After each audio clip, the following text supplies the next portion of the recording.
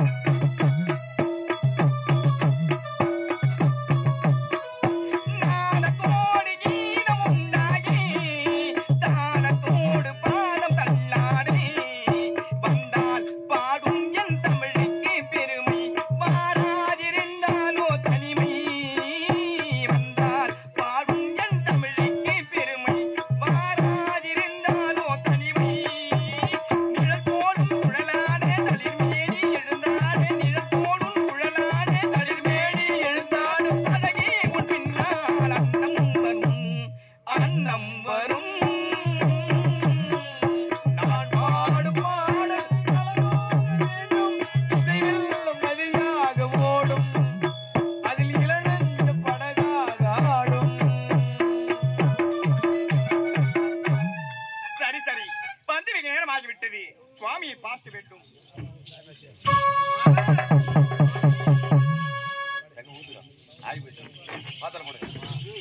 சுவாமி கங்கை அணிந்தவா சம்போ மகாதேவா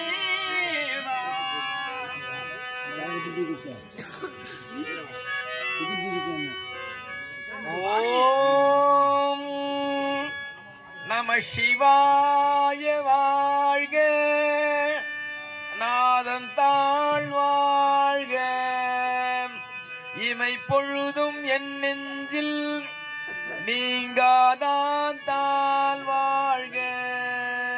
சுவாமி அம்பலத்தில் ஆடுகின்ற அண்ணலே உன் பாதமி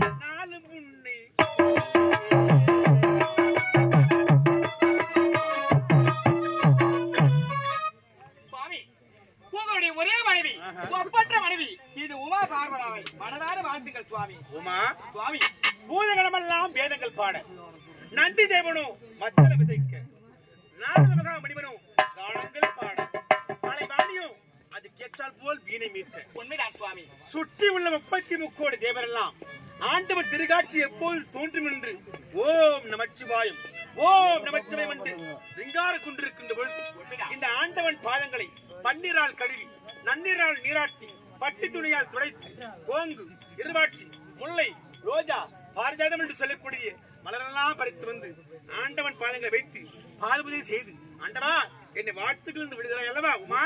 சுவாமி, அம்மனியே பாய்க்கவதி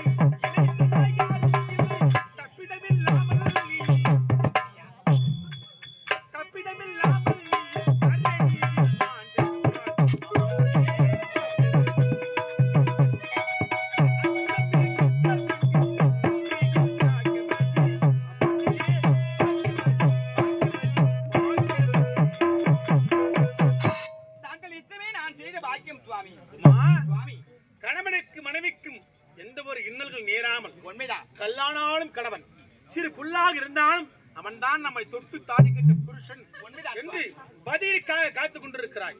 இந்த சதியும் பதியுமாக அம்மையப்பனாக உலக மக்களுக்கெல்லாம் காட்சி கொடுக்கிறோம். உலக மக்கள்லாம் தாயும் தந்தையுமாக இருக்கிற இவர்கள் போல் நாமும் நம் கணவனோடு சேர்ந்து வாழ வேண்டும் என்ற எண்ணம் எல்லோருக்கும் வரட்டும். மங்கள் உண்டாகட்டும். எழுந்து அப்படியே ஆகட்டும்.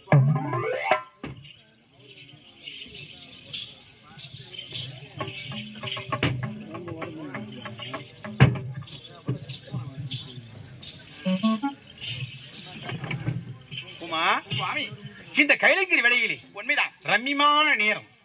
உன் அழகான முகத்தை பார்த்தால் எனக்கு ஏதேதோ தோன்றுகிறது. அப்படியா? ஆமா. எப்படி? நான் இருவரும் மாடி பாடி எத்தனை நாட்கள் ஆகிறது?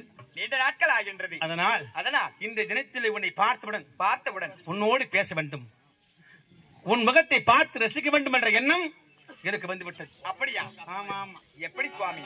அதனால உமா சுவாமி, பொதிகை மலை உச்சியிலே புறப்படும் தென்றல், ஆடை பூட்டி வைத்த மேனி எங்கும் தவழ்ந்திடும் தென்றல். பொதிகை மலை உச்சியிலே புறப்படும் தென்றல்.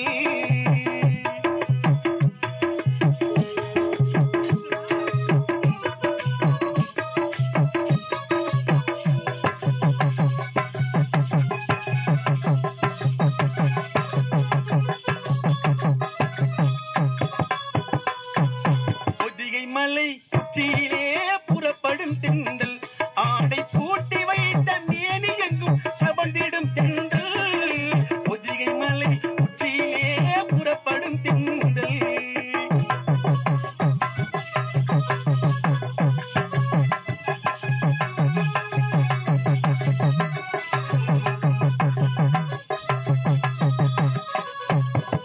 பதிமதிலை வீதியிலே வலம் வரும்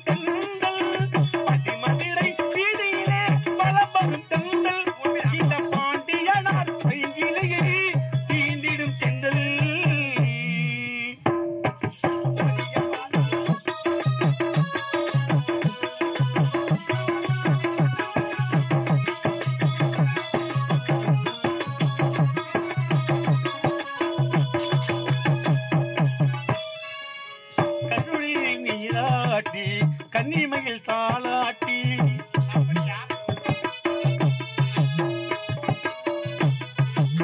கார்குழையில் நீராட்டி கன்னியைகள் தாளாட்டி தெரிதையில் முத்தமிட்டு சிரித்திடும் பெண்கள் வண்ண தேகம் எங்கும் பூஞ்சலித்து சிறு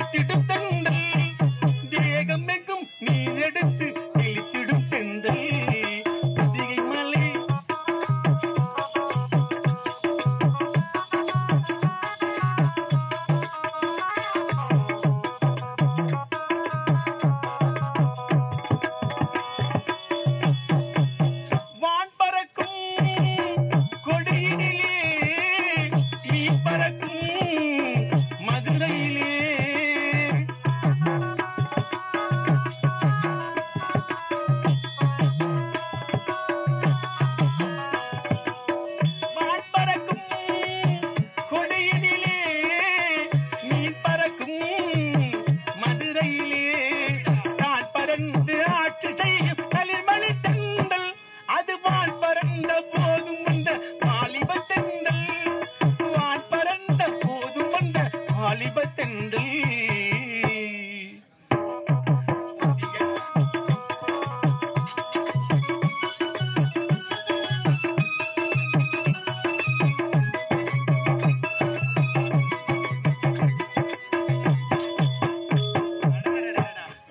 என் அருகாமலை வந்து என்னை கட்டி அணைத்தவுடனே என் தேகமெல்லாம் சிலுக்கிறது. கணவன் மனைவி இப்படித்தான் எப்போதும் சந்தோஷமாக இருக்க வேண்டும். உண்மைதான் சுவாமி. உமா சுவாமி, வெண்ணிலா முகம் பாடுது, அது கண்ணிலே சுகம் தேடுது. அப்படியா?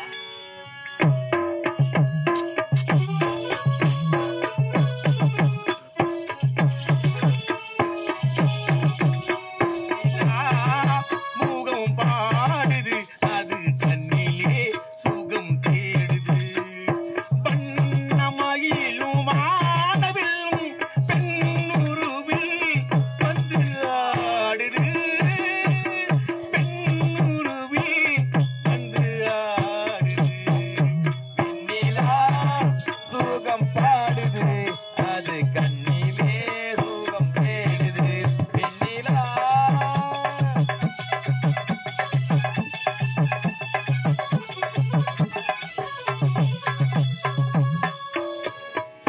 தென்றல் வந்து